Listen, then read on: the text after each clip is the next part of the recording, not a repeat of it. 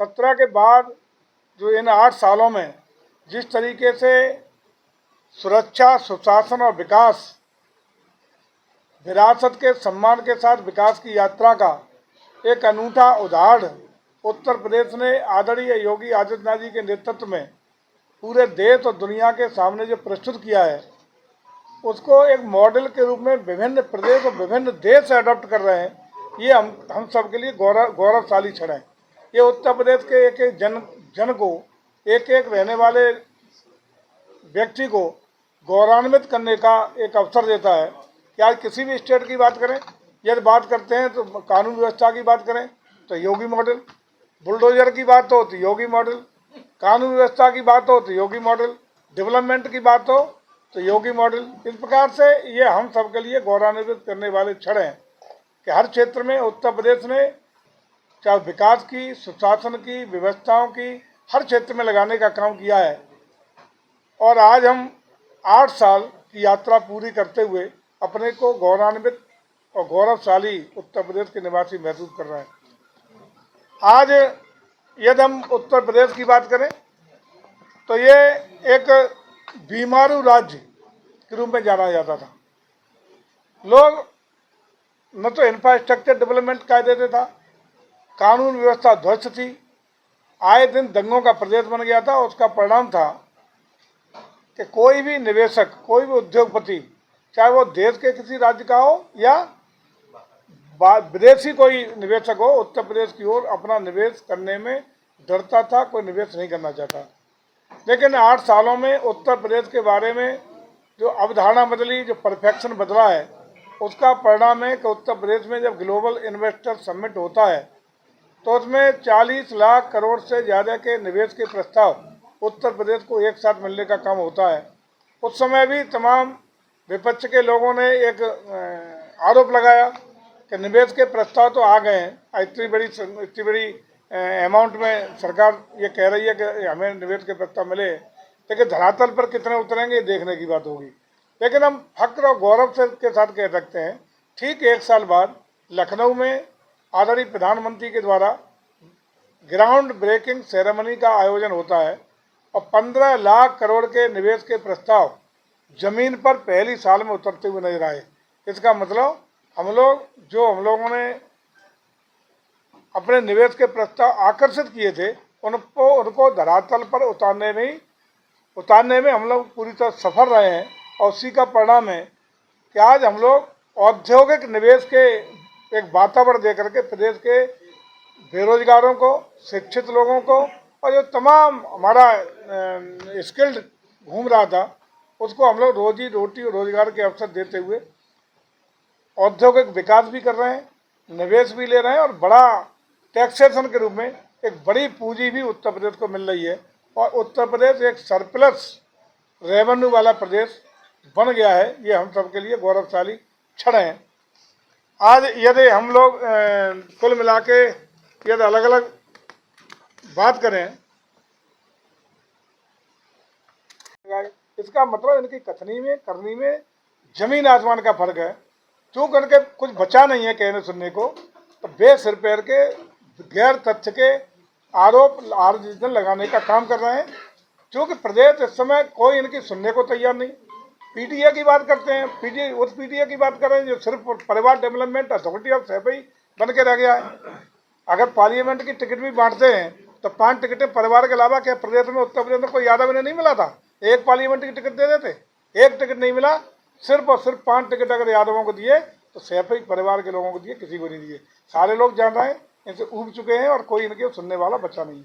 महापुरुषों में लगातार बयानबाजी कर रहे हैं सपा के नेता या विपक्ष की कोई, अभी राणा सांगा पर बोला है, उससे पहले और महापुरुषों पर बोला गया ना, किस तरह की राजनीति हो रही है? देखिए, एक चीज साफ है कि जो लोग आक्रांता रहे, जिन्होंने हमारे समाज को, हमारे धार्मिक आस्था को, हमारे मंदिरों को, हमारे पूजा स्थलों को, हमारे समाज को कुचलने का काम किया, तोड़ने का काम किया, विध्वंस करने का काम किया, जिन्होंने देश की सनातन परंपरा, संस्कृति और मूल्यों को रसातल पर पहुंचाने का काम किया, ऐसे आक्रांता कभी देश के नायक नहीं हो सकते। जिन लोगों ने देश के लिए कुर्बानियाँ दी, जिन्होंने देश के लिए शहादत दी, जिन्होंने देश के लिए बलिदान दिया, जिन्होंने राष्ट्रभक्ति का लिए अपना पूरा जीवन समर्पित किया, वही नायक थे, वही नायक हैं, वही नायक रहेंगे। आठ 8 साल 1.5 साल आपने कहा, लेकिन आगरा में 8 साल से शिवाजी म्यूजियम का काम अधूरा है, 6 साल से लाइट एंड साउंड शो बंद है। शिवाजी म्यूजियम वाला है, अप्रूव हो गया ना पूरा, बहुत अप्रूव हो गया, पैसा भी आवंटित हो, काम बहुत तेजी शुरू हो रहा है, बहुत जल्दी आपको लोकार्पित होता हुआ नजर आएगा। नंबर 2, जो आपने लाइट एंड साउंड की बात की, लाइट एंड साउंड में पुरातत्व विभाग में साफ साफ बता भी दे रहा हूँ खुल के, पुरातत्व ASI भारत सरकार और प्रदेश सरकार के बीच में मतभेद है। हम आक्रांताओं को हीरो नहीं बनने देंगे।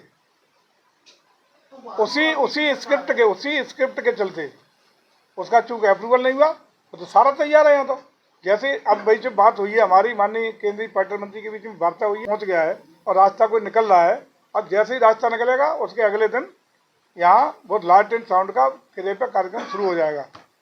इसके अलावा और अतिरिक्त बता दूँ, जिसको पूछा नहीं वो बता दे रहा हूँ, रात में ताजमहल को खुलने के लिए एक विषय आया था कि रात में ताजमहल केवल पूर्णिमा को खुलता है, उसके अलावा साल भर नहीं खुलता है। उनका कहना ASI का था कि वहाँ कीड़े उनकी दीवारों पर स्पॉट बनाएंगे, रात में अगर खुलेगा तो कीड़ों से होगा। लेकिन हम लोगों ने उस पर काफ़ी चर्चा की है, टेक्निकल टीम भी गई है, और ये माना गया कि आज भी अब दुनिया में टेक्नोलॉजी बहुत आगे हो गई है और कीड़ों का अट्रैक्शन लाइट की तरफ रहता है, दूसरी ओर नहीं रहता। तो अब तो बहुत दूर लाइट लगाकर भी उस रोशनी में वहाँ तक हम लोग रात को दूधिया लाइट से नहा करके उसका अवलोकन करा सकते हैं। इसके पर भी करीब करीब बात चल रही है दोनों सरकारों की। के पीछे हम लोगों की जो नीति है CCC की, CCC मतलब कल्चर, कनेक्टिविटी और कॉमर्स, इसके मंत्र की सफलता होते हुए हम उत्तर प्रदेश में आज देख रहे हैं कानून का राज स्थापित हुआ है। और गौरवशाली हम लोग उत्तर प्रदेश को कह सकते हैं कि उत्तर प्रदेश के इन 8 सालों में एक भी दंगा उत्तर प्रदेश में नहीं हुआ, जब पहले दंगों का प्रदेश कहा जा सकता था। इसका मतलब चाक चौबंद कानून व्यवस्था ऐसी है कि जहाँ अपराधियों के मनोबल टूटा है, हौसले पस्त हुए हैं, वहीं आम जनता को सुकून और सुरक्षित रहने का आभास हुआ है। यदि बेहतर इंफ्रास्ट्रक्चर डेवलपमेंट की बात करें तो आज हम लोग कई गुना ज़्यादा है। हम लोग चाहे रोड कनेक्टिविटी की बात करें, इंफ्रास्ट्रक्चर डेवलपमेंट की बात करें, इसको बेहतरीन बनाने में सफल हुए हैं। और इसी का परिणाम है कि इसके निवेशकों को भी कम लागत में बेहतर मार्केट मिलने का, बेहतर उत्पादन मिलने का, बेहतर मार्केटिंग के अवसर कनेक्टिविटी की वजह से बढ़े हैं। और इसी वजह से ज़्यादातर लोग आज उत्तर प्रदेश में आना चाहते हैं। कनेक्टिविटी का हाल ये है कि अगर कहा जाए कि देश का एक्सप्रेस वे प्रदेश आज उत्तर प्रदेश बना है, जहां उत्तर प्रदेश एक्सप्रेस वे का प्रदेश बना है, वहीं हम लोग सभी लोग मिलकर के सामाजिक और आर्थिक परिवेश में भी क्रांतिकारी परिवर्तन दिखाई पड़ रहा है। आज उत्तर प्रदेश की कृषि विकास दर वर्ष 2016-17 में 5.1% थी, वो आज 23-24 में 13.7% कृषि विकास दर दर्ज की गई है।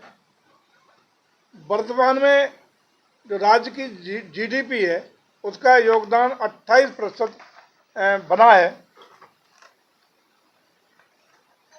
आपको ये भी याद होगा कि जब 2017 में आदरणीय योगी आदित्यनाथ जी के नेतृत्व में सरकार बनी थी, तो हम लोगों ने अपने चुनावी वादे के मुताबिक किसानों की कर्ज माफ़ी का निर्णय लिया था।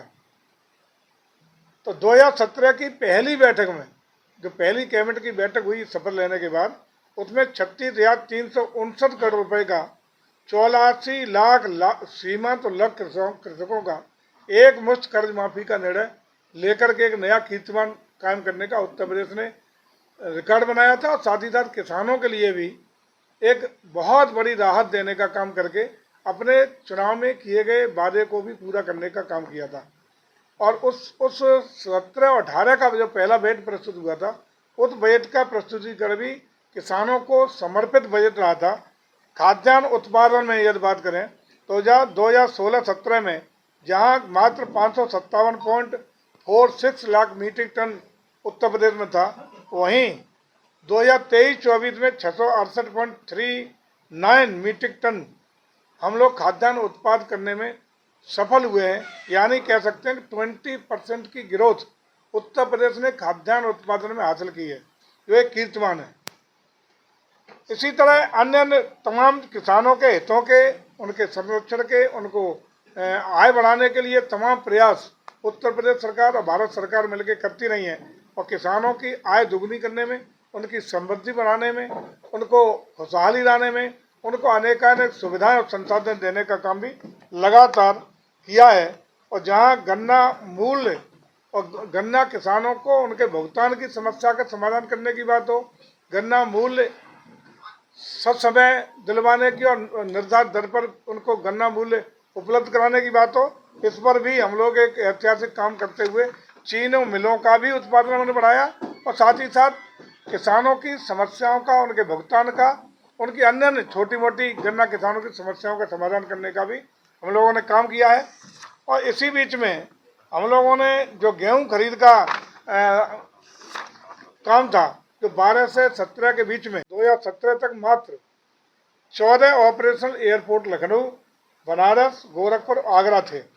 8 वर्षों के बाद आज 16 एयरपोर्ट संचालित हैं, जिसमें 5 अंतर्राष्ट्रीय एयरपोर्ट हैं और बहुत जल्दी आपके सामने जेवर एयरपोर्ट, जो एशिया का सबसे बड़ा एयरपोर्ट है, जिसमें एयर कार्गो हब भी बनने जा रहा है, ये आपके सामने होगा।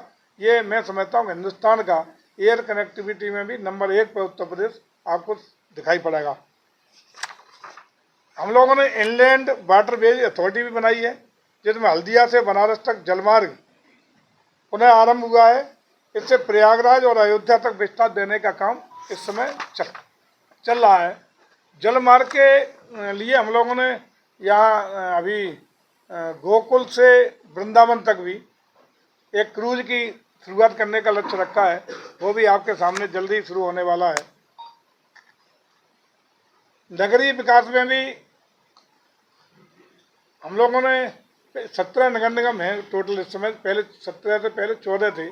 3 हम लोगों ने नए नगर निगम भी बनाए और 8 वर्षों में 125 नए नगरीय निकाय, जिसमें टाउन एरिया और नगर पालिकाएँ हैं, इनका गठन करने का काम किया है। स्मार्ट सिटी की सभी योजनाओं को 70 नगर निगमों में हमने लागू किया है। जिला मुख्यालय में नगर निकायों को भी स्मार्ट सिटी के रूप में विकसित करने की कार्य योजना चल रही है। एनसीआर की तर्ज पर हम लोगों ने SCR, state capital zone region का गठन किया है, जो लखनऊ और उसके आसपास के जिलों को जोड़ते हुए बनाया गया है।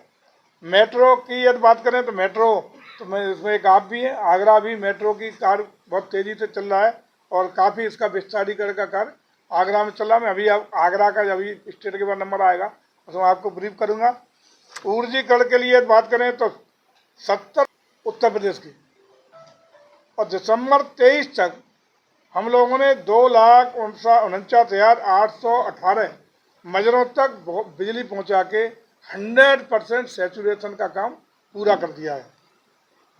और कितनी बिजली आती थी और पहले क्या बिजली की स्थिति थी वो सब जानते हैं। प्रदेश में 3-4 जिलों को छोड़ के बाकी जिलों में बिजली की स्थितियाँ क्या थी, आपूर्ति के पहले बिजली आना एक खबर मानी जाती थी, आज बिजली की ट्रिपिंग होना एक खबर बनती है।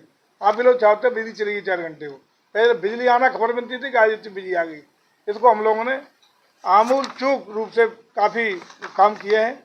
नए ट्रांसफार्मर की बात हो, हमारे अच्छे ऊर्जा स्रोतों को सौर ऊर्जा के माध्यम से डेवलपमेंट की बात हो, ग्रीन एनर्जी कॉरिडोर बुंदेलखंड को बनाने की बात हो, हम लोगों ने ऊर्जा के क्षेत्र में भी बहुत बेहतरीन परफॉर्म, रिफॉर्म, ट्रांसफॉर्म करने का काम किया है।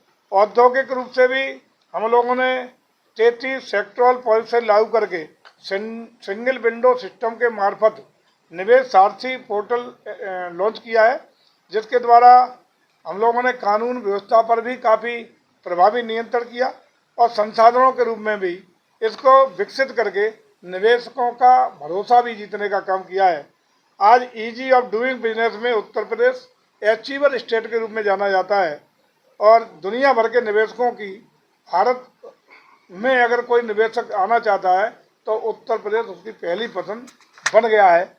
और तमाम नौजवानों को विभिन्न योजनाओं के मार्फत हम लोगों ने रोजी रोटी रोजगार के अवसर देने का काम किया है। विभिन्न बैंकों के द्वारा विभिन्न योजनाओं का ब्याज मुक्त ऋण दे करके उनको रोजी रोटी और उद्योग को लगाने का, नौकरी करने वाला नहीं नौकरी देने वाला बनाने का काम किया है। जो लगातार अभी पिछले दिनों माननीय मुख्यमंत्री स्वयं इसी प्रांगण में आए थे, आपने देखा वहाँ भी शायद 1000 करोड़ से ज़्यादा का था 2000 करोड़ से ज़्यादा का ऋण वितरण का कार्यक्रम यही हुआ था। और इसी प्रकार सभी मंडलों पर वो कार्यक्रम बहुत तेज़ी से चल रहा है। तो इसमें हमारे जो शिक्षित बेरोजगार हैं उनके हाथों को काम मिले, बल्कि वो नौकरी देने वाले बन सकें, ये प्रयास लगातार सरकार कर रही है। और इसमें बड़ी सफलता विभिन्न योजनाओं के मार्फत हम लोगों को मिली है। चिकित्सा स्वास्थ्य की यदि बात की सरकार थी, उस समय बिचौलियों के मार्फत करना इसकी गेहूं की खरीद होती थी।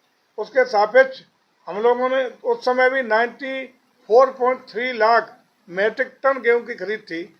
उसके सापेक्ष हम लोगों ने अब उसको कई गुना 3.5 गुना जाकर ज़्यादा खरीद भी की है और किसानों को सीधे उनके अकाउंट में भुगतान करके उनको खुशहाली देने का काम किया है।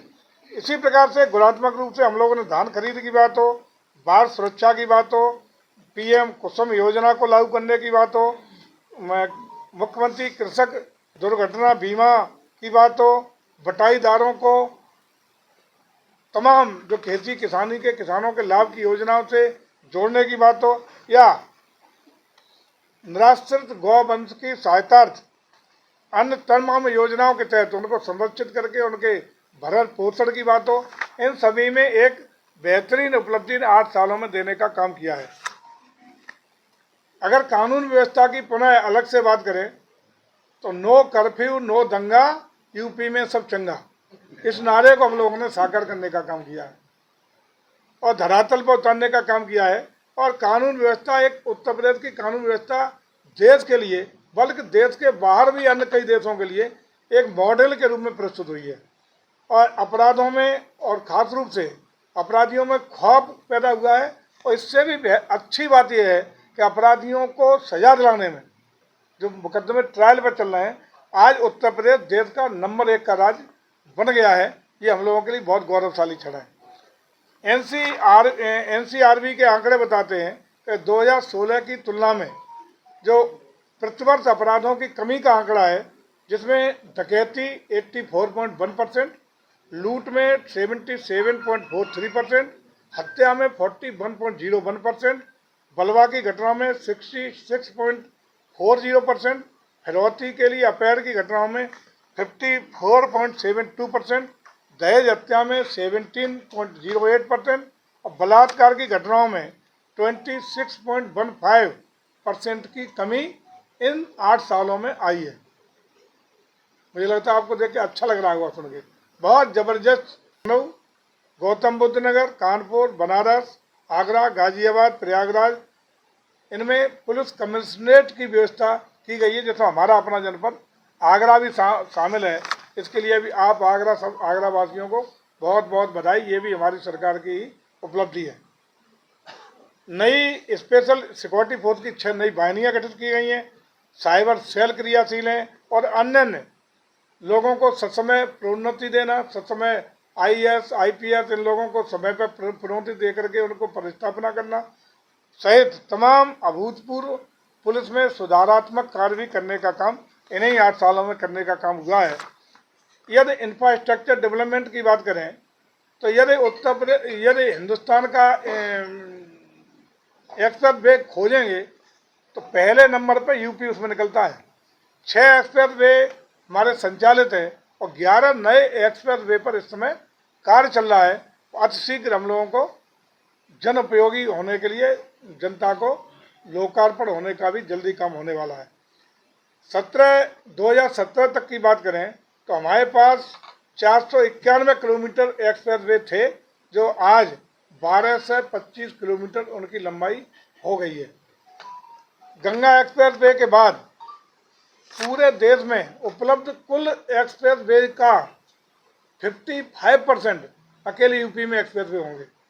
सारे देश के 55% अकेला यूपी और 45% में पूरे ऑल ओवर कंट्री के एक्सप्रेस वे होंगे, जिस दिन गंगा एक्सप्रेस पे बहुत शीघ्र ही उसका लोकार्पण होने वाला है, तेज गति से काम चल रहा है, उसके बाद 55% की भागीदारी उत्तर प्रदेश की हो जाएगी। हमारे ये अगर बात करें रोड्स की तो 2017 के बाद 32,000 किलोमीटर लंबाई से अधिक मार्गों का नवनिर्माण हुआ, 25,000 किलोमीटर मार्गों का चौड़ीकरण और शुद्धिकरण हुआ और तमाम एयर कनेक्टिविटी अपने तो नहीं था, ये पूर्वांचल का यही था जो गोरखपुर की तरफ खास रूप से होता था, उसकी मृत्यु दर में 85% की कमी आई है।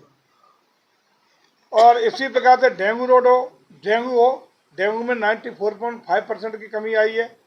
2024 में मलेरिया के कुल मामलों में 56% की कमी आई है। पहले उत्तर प्रदेश में कुल मिला के मेडिकल कॉलेज बहुत रेयर थे, ज़्यादातर मंडलों पे थे। इस समय हम लोग 80 मेडिकल कॉलेज उत्तर प्रदेश में हैं, जिसमें 44 राज्य सरकार के हैं, 36 निजी क्षेत्र के हैं और 59 जनपद मेडिकल कॉलेज से पूरी तरह आच्छादित हो चुके हैं। बाकी मेडिकल जो बचे हुए जनपद भी मेडिकल कॉलेज की स्थापना के लिए सरकार उनको स्थापना कराने के लिए पूरी प्रतिबद्धता के साथ आगे बढ़ रही है। आयुष्मान भारत से 1.180 करोड़ परिवारों को लाभान्वित कर रही है। आयुष्मान कार्ड के मामले में भी अब देश का नंबर 1 प्रदेश उत्तर प्रदेश बन गया है। इसी प्रकार चाहे मुख्यमंत्री आरोग्य योजना हो और अन्य योजनाएं हों या 75 जिलों में निःशुल्क डायलिसिस की सुविधा हो, ये हम लोग देने का काम लगातार कर रहे हैं। यदि सांस्कृतिक पुनरुद्धार की हम बात करेंगे तो 2016 में उत्तर प्रदेश में 21 करोड़ पर्यटकों की आवक होती थी। कुंभ छोड़ दो, कुंभ तो अकेला ही इस बार बहुत लंबी छलांग लगा गया है। कुंभ से पीछे की बात करते थे, वहाँ हम लोग 66 करोड़ पर्यटक उत्तर प्रदेश में आकर्षित करके देश का नंबर 1 प्रदेश उत्तर प्रदेश 2024 दिसंबर तक बन चुका था। यदि हम अगला 2025 जनवरी से बात कर लेंगे तो मैं समझता हूँ कि गुणात्मक रूप से किसी भी स्टेट से ज़्यादा पर्यटक हम उत्तर प्रदेश में आकर्षित करने में सफल हुए हैं और इससे बहुत बड़ा राजस्व और रोजी रोजगार के अवसर मिले हैं। आपने देखा कुंभ का जो मेला हुआ, आसपास के ज़िले हों, वहाँ के ज़िले हों, लोगों को कितना बड़ा राजस्व प्राप्ति हुई है और 3 लाख करोड़ से ज़्यादा उत्तर प्रदेश को राजस्व का अर्जन हुआ है। इस तरह हम लोग अपनी सनातन संस्कृति को, सनातन मान्यता, परंपरा, संस्कारों को आगे बढ़ाते हुए, विरासत को सम्मान देते हुए उत्तर प्रदेश को एक नई वैभवता, भव्यता के साथ, परम वैभवशाली इतिहास के साथ जोड़ते हुए बहुत ऊंचाई पर ले जाने का काम कर रहे हैं। हम लोगों ने पर्यटन की दृष्टि से सुनियोजित विकास हो सके, इसके लिए अयोध्या जी तीर्थ विकास परिषद का गठन किया है, देवी पाटन तीर्थ विकास परिषद का गठन किया है, उत्तर प्रदेश तीर्थ विकास परिषद ब्रज का गठन किया है जो मथुरा वृंदावन को पूरा देख रही है। विंध्य धाम अब चल रहा है ना, मतलब प्रोसेस में है वो मामला प्रोसेस में है, डिजाइनिंग में है और जैसे डिजाइन उसकी स्वीकृति होगी उसके बाद तत्काल उसी के अनुरूप उसका जो एस्टिमेटेड कॉस्ट होगी धनराशि की व्यवस्था कराएंगे। प्रोसेस में है, कहीं भी हमारी सरकार लफाजी नहीं करती, धरातल पे काम करती है और जो कहती है सो करती है। आपको एक बात बता दूं, वहाँ की डिजाइन फाइनल हो चुकी थी, जगह फाइनल हो चुकी थी, मुख्यमंत्री जी एक तरह से शिलान्यास के लिए वहाँ पहुंचे थे, लेकिन वो योजना पूरी तरह से बंद हो गई। नहीं, अब डिजाइन बता रहे फाइनल हो गई है तो डिजाइन में कुछ देखो ऐसा होता है, कभी कभी हम लोग डिजाइन स्टेट वाले बना लेते हैं और डिजाइन पे चूँकि सेंट्रल की भी एनओसी विभिन्न चीज़ों में जाती है तो स्टेट की तमाम परियोजनाओं में वहाँ के ऑब्जेक्शंस आ जाते हैं, उस वजह से डिजाइन में परिवर्तन भी करना पड़ता है, उसी आधार पर संशोधित भी करना पड़ता है। तमाम योजनाओं में उसमें विलंबित हो जाता है। जो योजनाएं केंद्र के अप्रूवल की होती हैं उसमें बहुत सारी योजनाएं जिन पर समय ये डिजाइनिंग के परिवर्तन में एनओसी लेने के कारण परिवर्तन करना पड़ता है। स्मारक पर स्पष्टीकरण हो गई काय पे छत्रपति शिवाजी महाराज का जो कोठी में नवरात्र वो हो गया ना, ये तो आपको बता दो। भारत सरकार अपना कह रही है कि वो बनाएगी, एक मिनट समय बता रहे हैं। इसमें यूपी सरकार बना रही है, एमपी टूरिज्म कॉर्पोरेशन से फोन आया था, उस पर काम चल रही है। नहीं, वो हम ही दे रहे हैं पैसा अपना, पर्यटन से ही हम करा रहे हैं। पर्यटन से चल रहा है एमपी नहीं कॉर्पोरेशन। सर, इसमें ये स्पष्ट करना है, महाराष्ट्र सरकार अपनी करेगी, वो अधिग्रहण करेगी, तो यूपी सरकार अपना कौन बनाएगा इसको? हम बना रहे हैं उसे, यूपी पर्यटन बना रहा है, लेकिन उसमें भारत सरकार के पर्यटन विभाग से भी हमारा कोऑर्डिनेशन हो गया है। बेटी व्यवस्था हम लोगों ने मांगी थी, वो नहीं उपलब्ध हो पाई थी। हम अपने संसाधनों से, हम सरप्लस बजट है, यूपी को ही महाराष्ट्र सरकार से कोई लेना देना नहीं है। लेना देना है, लेकिन चूंकि बजट उपलब्ध नहीं हो पाया था, इस वजह से बीच में रुक गई थी। लेकिन अब चूंकि हम स्टेट ही सारा बजट हम दे रहे हैं, तो वहाँ से एनओसी के साथ हम करा रहे हैं।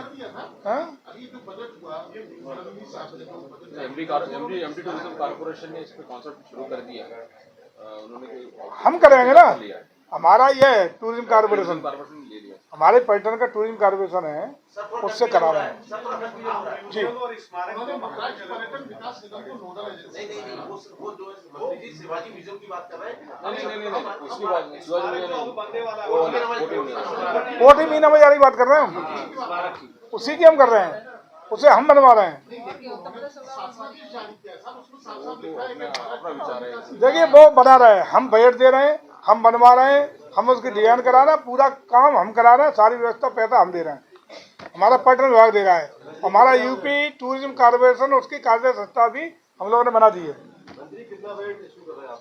जितना एस्टीमेट आएगा, अब उसका एस्टीमेट लोकल वहाँ देखेंगे, टेक्निकल टीम, उसके आर्किटेक्ट और इंजीनियर्स आएंगे, तो जितने का बनेगा एस्टीमेट उतना देंगे हम लोग। तो आपको लगता नहीं उन्होंने 19 दिन में बजट भी पास करके शासनादेश भी जारी कर दिया, आप 7 साल में कौन से अरे हम सब कर रहे हैं, वो भी सरकार हमारी है और ये भी सरकार हमारी है।